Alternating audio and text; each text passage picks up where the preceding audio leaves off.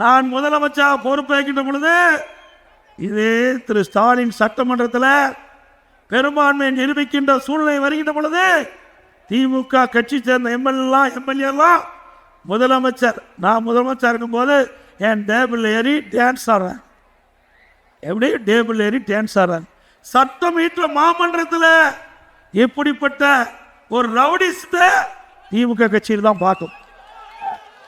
சட்டமன்றத்தில் நடலையோடு அமர்ந்து அவையை நடத்துகின்ற சட்டப்பேரவை தலைவரை கையை பிடிச்சி இழுத்து கீழே தள்ளிவிட்டு அந்த புனிதமான சட்டப்பேரவை இருக்கையில் அமர்ந்த சட்டமன்ற உறுப்பினர் திமுக உறுப்பினர். நீங்கள் எங்களை பற்றி பேசலாமா? பிறகு பெரும்பான்மை நிறைவேற்றப்பட்டு விட்டது.